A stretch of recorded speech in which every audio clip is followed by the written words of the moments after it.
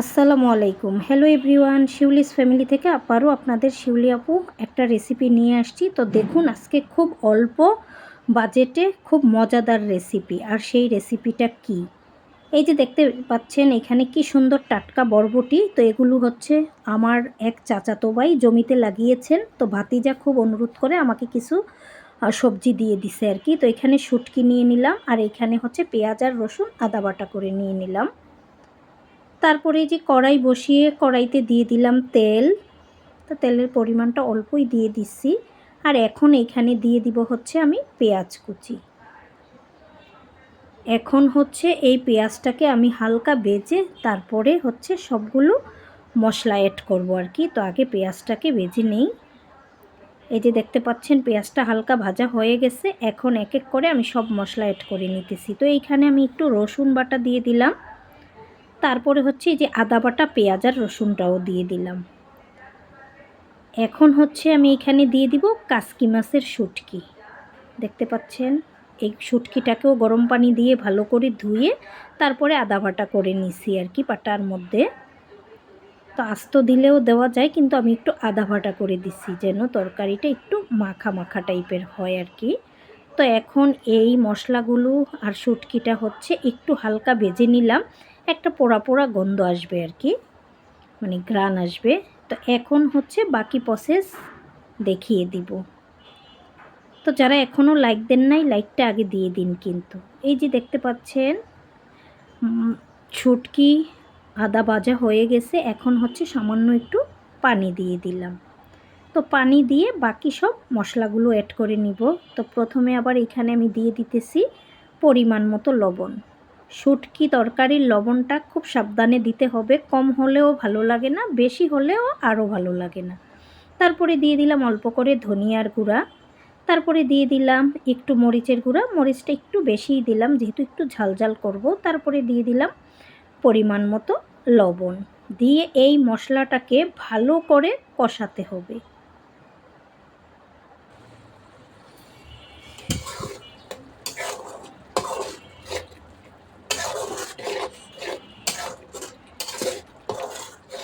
দেখুন মশলাটা জাল করতে করতে কিন্তু একদম তেল বেশি উঠছে, তার মানে হচ্ছে খুব ভালো মতো কষানো হয়ে গেছে। এখন আমি কিছু কাঁঠালের বিচি এইখানে ছোট করে কেটে রাখা দিয়ে দিলাম। এগুলো শিলপাটায় আমি একটু থেতলে নিছি, নিয়ে তারপরে এই কাঁঠালের বিচিগুলো দিয়ে দিছি। আর এখন আমি এই কাঁঠালের বিচির সাথে দিয়ে দিব হচ্ছে কেটে রাখা আলু আর হচ্ছে সেই বরবটি সিম। তো এখন দিয়ে দিলাম বরবটি সিম আর আলু দিয়ে এখন হচ্ছে নেড়ে চেড়ে হচ্ছে এই যে মশলার সাথে মিশিয়ে নিতেছি।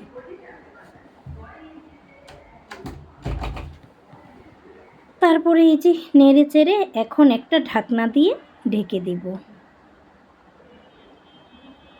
কিছুক্ষণ জাল হওয়ার পর ঢাকনাটা তুলে দেখতেই পাচ্ছেন পুরোপুরি কিন্তু বলক চলে আসছে, তার মানে তরকারিটা সিদ্ধ হচ্ছে আর কি। কালার আস্তে আস্তে কিন্তু চেঞ্জ হয়ে যাবে। আর মাশাল্লাহ কালারটা দেখতে অনেকটা সুন্দর লাগতেছে। আর একটু পানি দিয়ে দিলাম, দিয়ে আবারও ঢাকনা দিয়ে ঢেকে তুলে নিলাম ঢাকনাটা।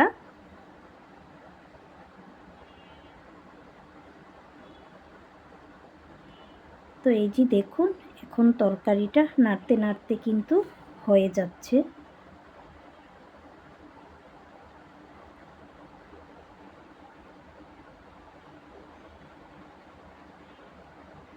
যারা এখনও লাইক দেন নাই, লাইকটা দিয়ে দেখা শুরু করে দিন। আর কেউ প্লিজ স্কিপ করবেন না। যদি ভিডিওতে অ্যাড চলে আসে, অ্যাড সহ সবাই হচ্ছে ভিডিওটা দেখে দিবেন।